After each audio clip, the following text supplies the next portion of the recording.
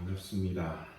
저희가 이제 지난주까지는 아람 군대가 침입해서 이 사마리아 성이 포위를 당하고 그리고 이스라엘이 고통당하는 그 상황을 살펴보았습니다.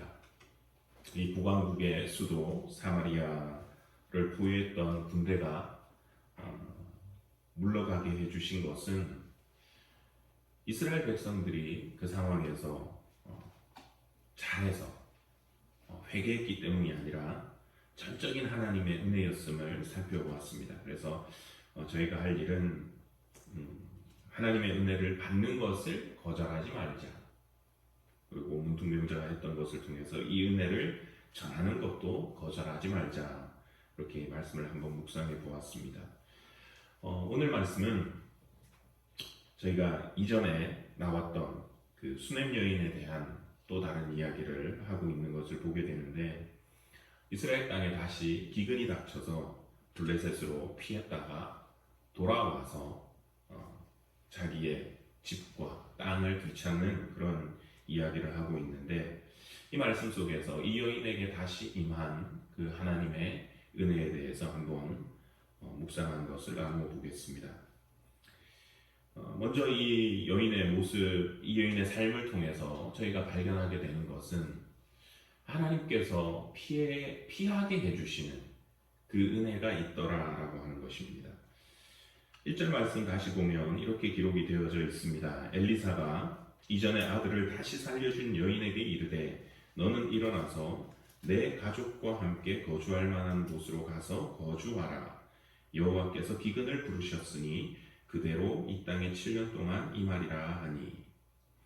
이스라엘 땅에 기근이 발생했습니다. 근데 그것을 지금 엘리사가 어떻게 이야기를 하고 있냐면 여호와께서 기근을 부르셨다 이렇게 말을 하고 있습니다. 기근, 가뭄이라고 하는 것은 저희가 이제 단순히 자연 현상으로서 비가 오지 않아서 생기는 것인데, 그런데 성경은 이 기근과 가뭄과 기근을 누가 시작하셨는지 그것을 이야기를 합니다. 하나님께서 오라고 부르셨다라고 하는 것이지요.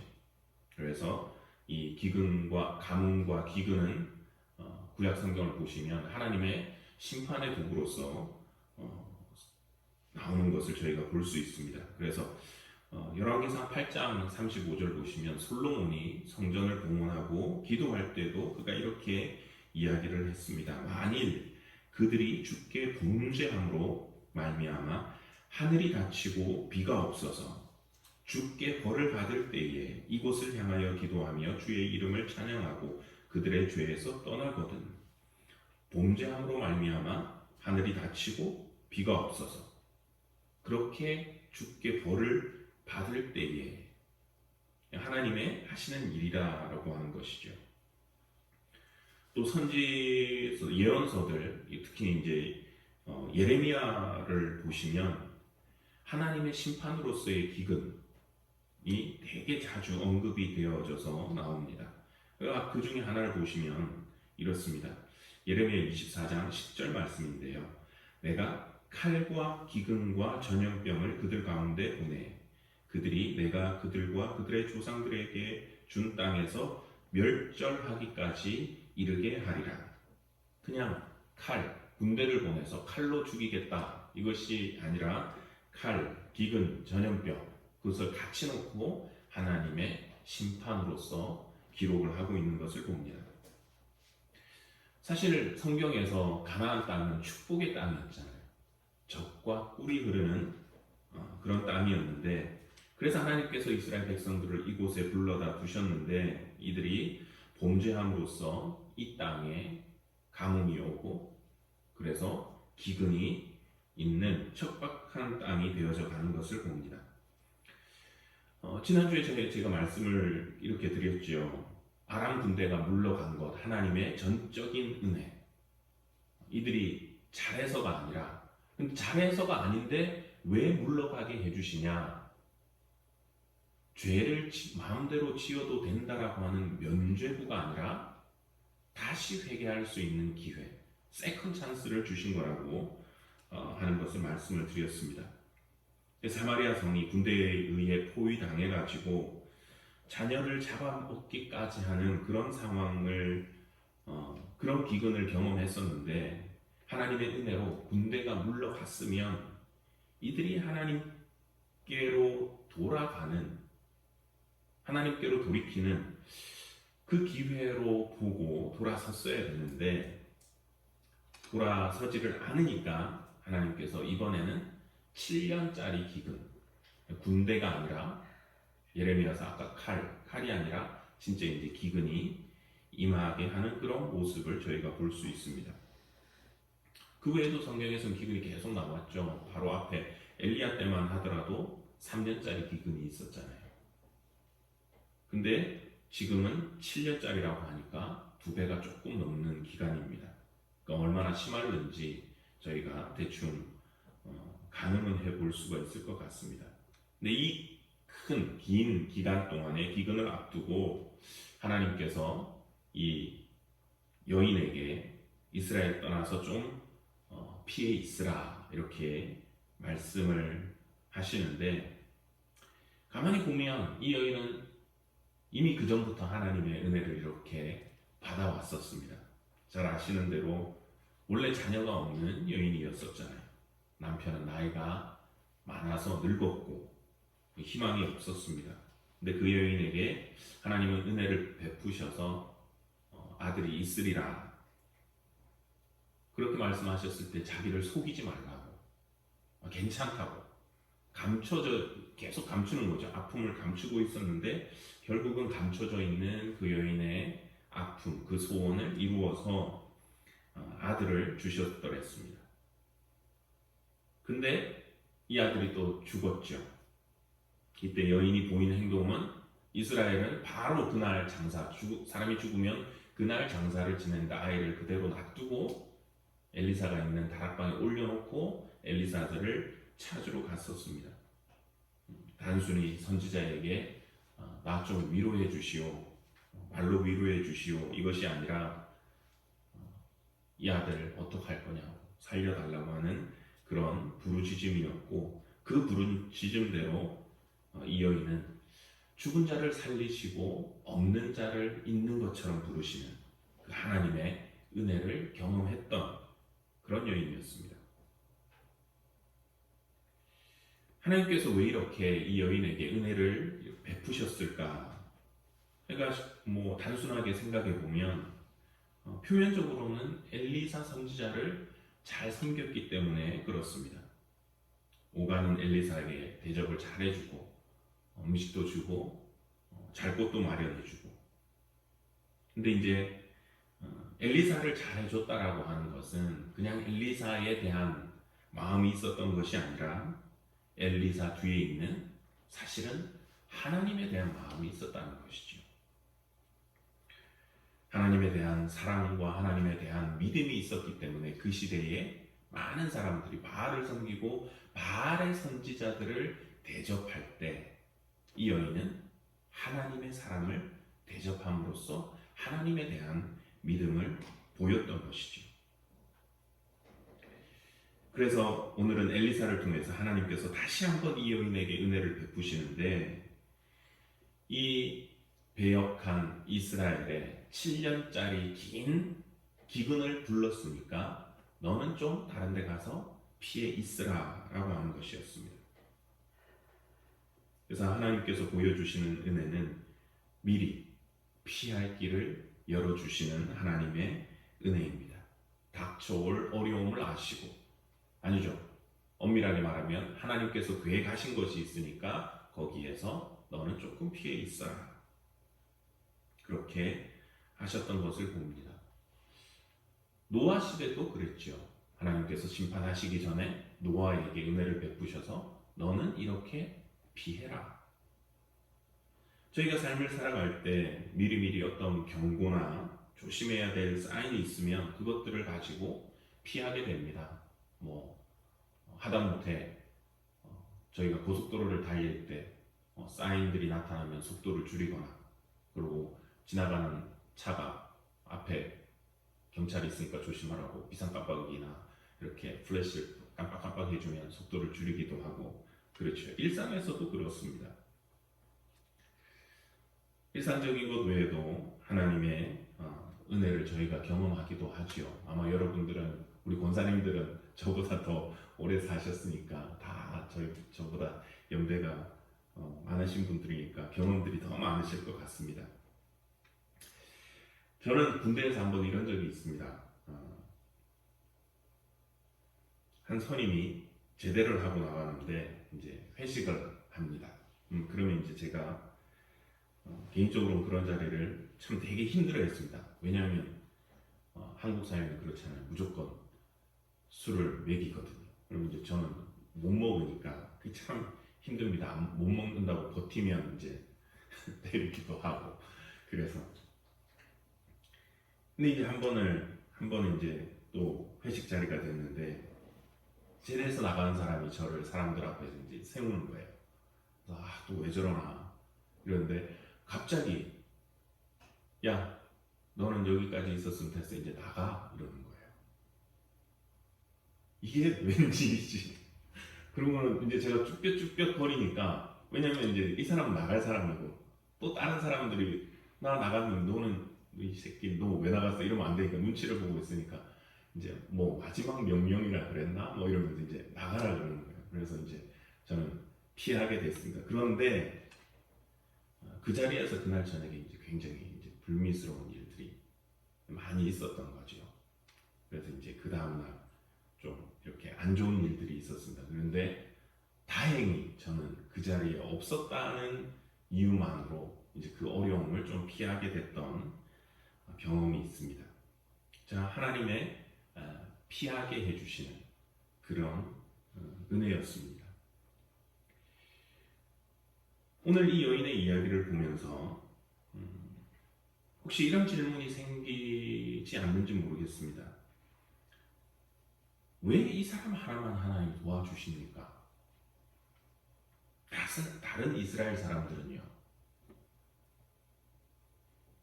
근데 이 오늘 말씀을 묵상을 하면서 깨달은 것이 이 여인의 삶이 다른 것이 아니라 하나의 유형이다라고 하는 깨달음이었습니다.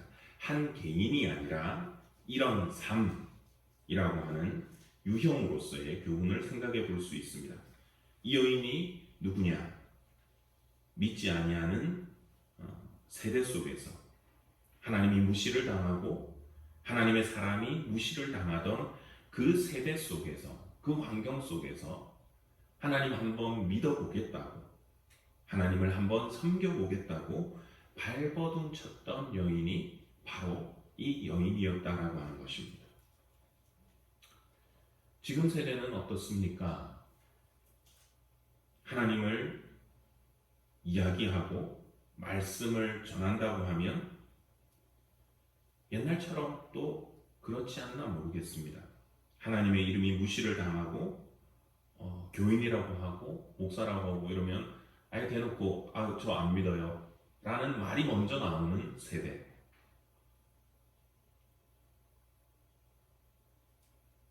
그런데 이때 하나님의 말씀대로 살고자 하는 그 경건한 교인들이 교회를 한번 세워보겠다고,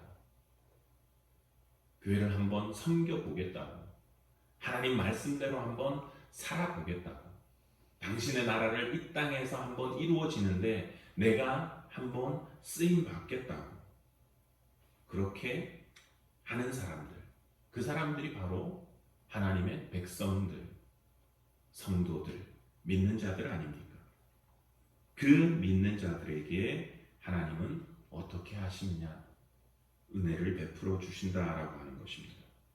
그래서 히브리서 4장 16절 말씀은 이렇게 저희들에게 말씀합니다.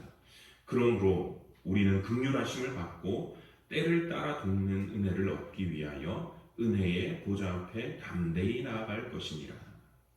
때를 따라 돕는 은혜. 또 고린도전서 10장 13절 말씀. 사람이 감당할 시험 밖에는 너희가 당한 것이 없나니 오직 하나님은 미쁘사 너희가 감당하지 못할 시험 당함을 허락하지 아니하시고 시험 당할 즈음에 또한 피할 길을 내사 너희로 능히 감당하게 하시느니라. 피할 길을 주시는 하나님의 은혜. 이 여인의 삶을 돌아보면 지금까지 그랬습니다. 지금까지 때를 따라 돕는 은혜가 정말 굵직굵직하게 이렇게 있었습니다. 그리고 지금 또 다른 힘든 시간이 닥쳐오니까 미리 피할 길을 내셔서 감당하도록 해주시는 은혜가 있었던 것을 봅니다. 저희들의 삶, 우리 신자들의 삶, 믿는 사람들의 삶 가운데도 이 은혜가 있기를 원합니다. 돌아보면 그렇잖아요. 돌아보면 때를 따라 돕는 은혜가 그때 있었던 것을 봅니다.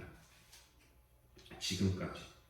그리고 우리가 또 기대하는 바는 앞으로 우리가 어떤 일을 당하게 될런지 알지 못하지만 우리의 삶에 내가 힘든 일, 감당하기 어려운 일, 정말 어려운 일이 발생을 하면 인생에 기근이 찾아오고 고난이 찾아오고 어려움이 생길 때 우리에게 피할 길을 미리 알려주시는, 그래서 우리로 능히 감당하게 하시는 하나님의 은혜가 있을 줄로 믿습니다. 원하기는 저희들의 삶에 지금까지 때를 따라 은혜를 공급하셨던 하나님께서 앞으로의 어려움 가운데서도 피할 길을 미리 주시는 그 은혜를 저희가 경험하며 나갈 수 있기를 소원합니다. 또 한 가지 이 말씀 속에서 발견하는 이 여인이 받았던 은혜는 높으신 하나님의 계획을 따르는 그런 회복해 주시는 은혜였습니다. 3절 말씀과 6절 말씀을 한번 보시겠습니다. 7년이 다함에 여인이 블레셋 사람들의 땅에서 돌아와 자기 집과 전토를 위하여 호소하려 하여 왕에게 나아갔더라. 왕이 그 여인에게 물으매 여인이 설명한지라. 왕이 그를 위하여 한 관리를 임명하여 이르되 이 여인에게 속한 모든 것과 이 땅에서 떠날 때부터 이제까지 그의 밭에 소출을 다 돌려주라 하였더라. 하나님의 경고하심을 받고서 이 여인은 7년간 그 옆에 동네 블레셋 땅에 가서 7년을 살다가 되돌아왔습니다. 그 바로 옆에 붙어 있었으니까 똑같이 어려움을 당했었는지, 아니면 이스라엘보다 조금 덜 했었는지, 아니면 정말 하나님의 그 이스라엘을 향한 어떤 일이 있으셔가지고 이스라엘만 그렇게 당하게 하셨는지 알 수는 없지만 어쨌든 그 블레셋이라는 동네에 가서 살다가 7년이 지나고 다시 고향으로 되돌아왔는데 7년 동안 아무도 안 살았으니까 이제 사람들이 자기 집에 들어와서 살고 자기의 전토도 이용하고 그랬겠죠. 기근이었으니까 놀고 있는 땅에 뭐라도 해보려고 사람들이 하지 않았을까요? 그래서 이제 자기 집으로 되돌아와서 이 집과 전토를 되찾기 위해서 왕 앞에 호소하러 갔었던 것입니다. 근데 어떻게 보면 이게 참 중요한 자리인데 비즈니스의 자리잖아요. 근데 성경에 남편에 대한 이야기가 없습니다. 여인이 이렇게 왕 앞으로 와요. 북의 사회인데 이때 가부장 사회인데 남편이 와서 내 땅 돌려주십시오 이렇게 해야 되는데 여인이 아들을 데리고 왔습니다. 언뜻 생각하기에는 아이 낳기 전에 이미 남편이 나이 많이 들어서 늙었다고 했으니까 남편은 이제 좀 거동하는 게 불편해서 부인을 보냈나 대신 보냈나 이렇게 생각할 수도 있겠지만 이미 죽은 것이 아닌가 생각을 합니다. 왜냐하면 블레셋 땅에서 7년 가뭄을 견디면서 기근을 견디면서 라고 생각을 하는 해석을 하는 분들이 있고 또 다른 부류는 이미 그 이전에 죽었던 것 같다. 저도 약간 그런 쪽인데, 왜냐하면 이 여인이 이스라엘 땅을 떠나라고 할 때 엘리사가 여인에게 뭐라고 말하냐면 아까 1절에서 내 가족과 함께 떠나라 라고 합니다. 근데 여기서 내 가족이 문자적으로 히브리어로는 뭐냐면 집이라고 하는 표현을 쓰고 있습니다. 그러니까 내 집과 문자적으로는 내 집과 떠나라 이건데 이제 내 집에 속한 사람들 데리고 떠나라라고 하는 것이죠. 그렇잖아요. 남편이 있으면 남편에게 말해서 너의 남편의 집 사람들 남편에게 떠나라고 해라 이래야 되는데 너의 집이라고 이야기를 했습니다. 그러니까 아마도 남편은 이미 이때부터 죽고 그러니까 과부의 몸으로 아들 하나 데리고 이렇게 살고 있었던 것이 아닌가 추측을 해봅니다. 만약 그랬다면 이런 생각이 들었습니다. 남편도 없는데 다른 나라에 가서 살아라. 아니 힘들어도 옆에 이웃 사촌이 있고 그리고 이스라엘 사회는 그렇잖아요. 진짜 사촌들이 모여서 이렇게 살았었거든요. 그 동족을 떠나서 함께 지내는 것이 나을 텐데 왜 떠나라고 했을까? 다양살이도 시키고 돌아와서 보니까 집도 다른 사람이 차지하고 내가 저기를 하던 우리 가족들이 하던 그 땅도 딴 사람들이 차지하고 있고 이게 하나님의 은혜가 맞나? 궁극적으로는 뭐 찾게 됐으니까 은혜지요. 근데 그렇잖아요. 백지장도 맞들면 맞다라고 우리가 이 얘기를 하는데 그 가뭄에 이제 좀 같이 버텼으면 그래도 딴 나라 가서 고생하면서 살다가 오는 것보다 나았을 텐데 친척도 없는 또 말도 좀 다른 문화권에 가서 이방에서 고생을 하다가 되돌아와야 했었나. 근데 이제 우리가 생각해 볼 수 있는 것이 이 기근이라고 하는 것이 기본적으로 전제하고 있는 것이 좀 전에도 말씀드렸지만 죽음이었습니다. 그러니까 기근이 있는 기간에는 많은 사람들이 죽었을 겁니다. 그러니까 이웃 사촌, 진짜 친척들도 많이 죽어나갔을 거라는 거죠. 그래서 기근 때 보면 아람 군대에 쌓여있던 그 시간에도 기근 때문에 자녀가 죽는 그런 죽음이 있었죠. 7년 기근이었으면 상당히 좀 심했을 것 같습니다. 사람들도 그러고 음식이 있는 곳으로 뿔뿔이 흩어지기도 했을 것이고요. 그리고 이 7년이라는 기근이 얼마만큼의 상황이었을까? 우리가 쉽게 좀 사실은 와닿지가 않잖아요.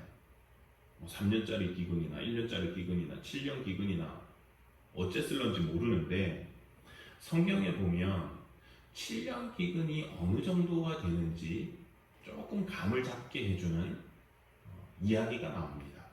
좀 유명한 이야기인데 혹시 여러분 요셉 그렇죠 맞습니다.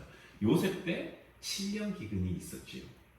근데 여러분들 기억하시겠지만 7년 풍년 너무너무 풍성함이 있던 그 7년이 지나고 찾아온 7년 기근에 어떤 일이 있었냐면 모든 사람들이 자기의 재산을 다 팝니다.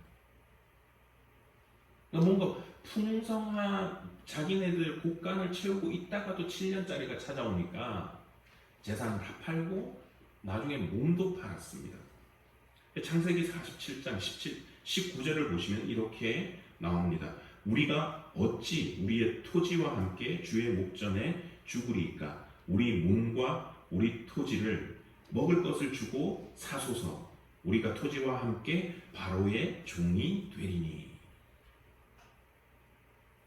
이것이 7년짜리 기근의 심각함입니다. 애국 사람들은 자기의 토지를 팔고 몸도 팔아서 종까지 되는 그런 상황이었습니다.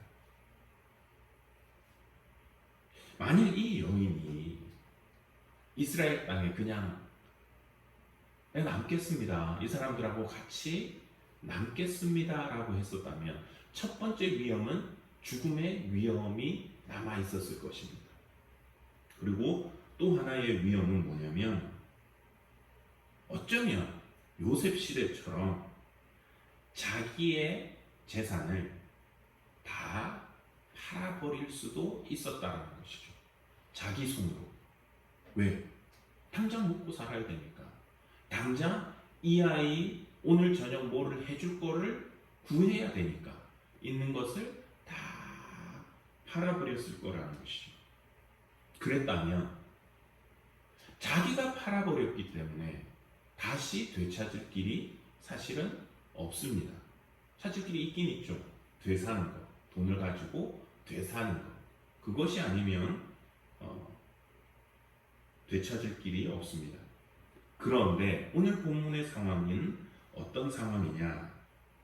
자기가 땅을 팔지 않고, 즉 소유권을 누구에게도 주지 않고 소유권을 그대로 가지고 고향 땅을 떠났다가 되돌아왔기 때문에 왕 앞에 나가서 내가 비록 7년 동안 거주하지 않았지만 저 땅, 저 집 원래 내 것이었습니다.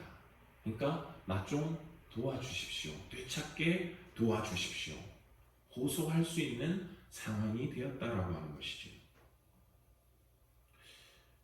처음에 이 여인은 어쩌면 이해하지 못했을런지 모릅니다. 아들 하나 데리고 내가 혼자서 어떻게 해? 저 남의 나라 땅에 가서 그 7년을 버티라고 합니까?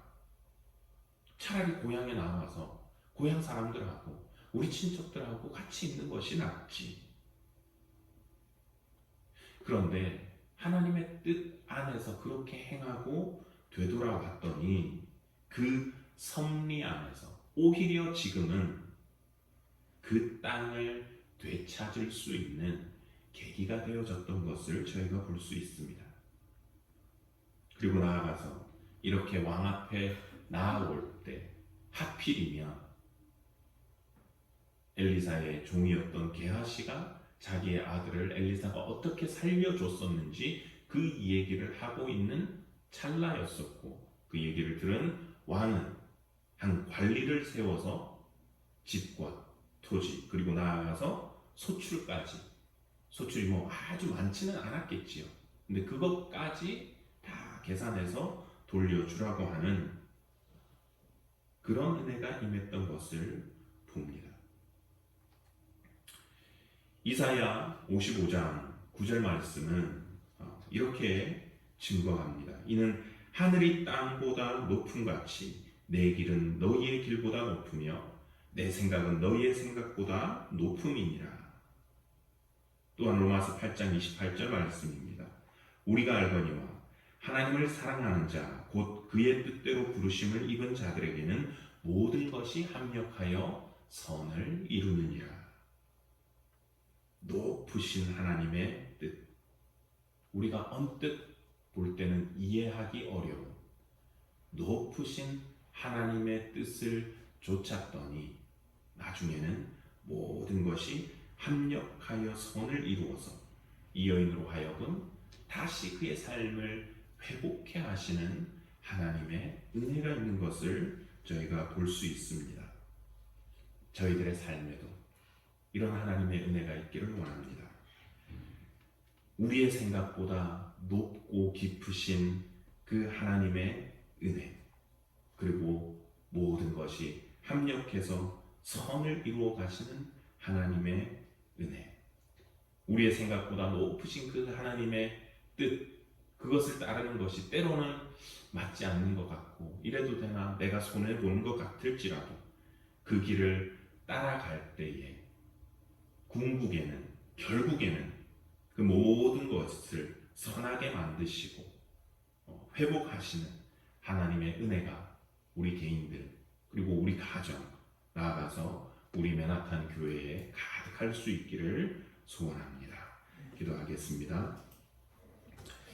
하나님 아버지, 오늘 또 수냄 여인에게 또다시 은혜를 베풀어 주시는 하나님의 그 은혜를 생각해 봅니다. 하나님, 우리 삶에 우리가 감당하기 어려운 시험과 고난, 또 기근 같은 그런 시간이 찾아올 때 피할 길을 열어주시는 아버지 하나님의 그 은혜를 경험하는 저희들의 삶이 되게 하여 주시고, 또 어려움의 시간이 지난 후에 당신의 높으신 뜻과 경륜을 따라서 모든 것이 합력하여 선을 이루시는 그 은혜 역시 저희들의 삶에 있기를 원합니다. 우리의 삶에 하나님의 섭리를 따라서, 미리 보시는 하나님의 섭리를 따라서 이 모든 것을 이루어 가시는 그 은혜가 가득할 수 있도록 저희들을 붙잡아 주시기를 원하옵고, 또 특별히 담임 목사님 지금 총회 참석 중이신데 회무 잘 마치시고 또 안전히 귀가하셔서 저희들과 함께 또 교회를 잘 섬기실 수 있도록 은혜 내려 주시옵고, 우리 온 성도님들도 남은 한 주간 주님께서 베풀어 주시는 이 은혜 가운데 살아가실 수 있도록 주께서 붙잡아 주시옵기를 원하옵고, 이 모든 말씀 우리 구주 예수 그리스도의 이름으로 기도드리옵나이다. 아멘.